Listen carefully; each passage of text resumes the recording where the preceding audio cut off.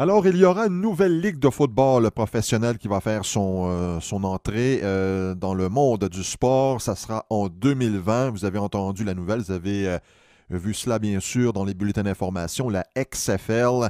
On en parle à prime abord parce que, bon, soyons honnêtes, c'est M. Vince McMahon qui est à la tête de cela. Et lorsqu'on parle de McMahon, on parle de la lutte professionnelle, on parle d'un homme d'affaires qui a eu beaucoup de succès au cours de sa carrière, sauf que il y a une tache noire à son dossier et c'est la XFL première version, c'était en 2001. Alors là, on a annoncé cette semaine via Oliver Locke, le commissaire de la XFL, qu'il y aura du football à Dallas, Houston, Los Angeles, New York, Seattle, Saint-Louis, Tampa Bay et Washington. Ceux qui se demandent, il me semble que ça me dit quelque chose, Oliver Locke, eh bien c'est le père de Andrew Locke, le carrière des Colts d'Indianapolis. On pourrait en parler pendant des heures de la XFL. Il y a tellement de choses à dire là-dessus. Je fais référence, bien sûr, à cette première tentative en 2001. Je vais simplement y aller de quelques commentaires sur l'alignement, sur les joueurs qui ont composé, quelques-uns des joueurs qui ont composé cette première mouture de la XFL il y a déjà plusieurs années. Et vous allez vous rendre compte d'une chose. Souvent, on a beau avoir le meilleur marketing qui soit, si le produit sur le terrain ne répond pas aux attentes et aux visées de ce même marketing, il n'y a rien à faire. Lorsqu'on sait que le joueur le plus en vue, probablement le meilleur joueur, celui qui a eu la carrière la plus intéressante à avoir évolué dans la XFL, c'est Tommy Maddox.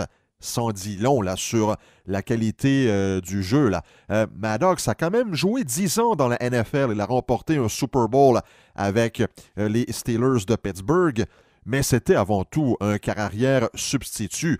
Dans la XFL, eh bien, il a accumulé 2186 verges par la passe. Il avait dominé la ligue à ce chapitre. Il évoluait pour les Extremes de Los Angeles, tout comme un ancien des Alouettes de Montréal. Vous vous souvenez de Jermaine Copeland, qui a joué aussi pour Calgary, mais Copeland avait gagné la Coupe Grey par la suite avec les Alouettes, c'était en 2002. Il y a eu aussi Noël Préfontaine qui a été batteur de précision avec les Argonauts de Toronto, Marcus Crandall, carrière arrière avec les Rough Riders de la Saskatchewan. Mais mis à part ces quelques noms, le reste, c'était des joueurs inconnus, des joueurs qui avaient été limogés par des équipes, des joueurs qui n'avaient pas été repêchés par la NFL ou la Ligue canadienne de football. Si on fait une comparaison avec la USFL, parce qu'il y a des gens qui comparent la USFL avec la XFL, tant qu'à moi, il y a quand même une grosse différence là. Bon, la USFL, c'est 3 saisons, mais au niveau des joueurs, souvenez-vous là, Steve Young, Jim Kelly, Reggie White, ce sont 3 joueurs qui sont au temple de la renommée du football professionnel aujourd'hui, qui ont évolué dans la USFL. Herschel Walker qui, en 1985, avec les Generals du New Jersey d'un certain Donald Trump, eh bien, avait accumulé 2411 verges au sol. Ça demeure le record du football professionnel. Eh bien, Walker a fait sa marque également dans la USFL.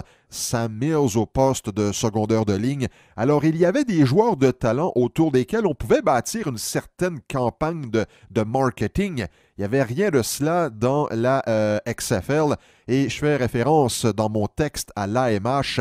L'AMH, parce qu'encore une fois, on compare lorsqu'il y a de nouveaux circuits qui arrivent et qui veulent en quelque sorte s'attaquer aux circuits établis, on fait des comparaisons. Et on fait des comparaisons entre la USFL et la XFL, mais aussi entre l'AMH et la XFL. L'AMH, il y avait aussi des joueurs sur qui on pouvait compter, là.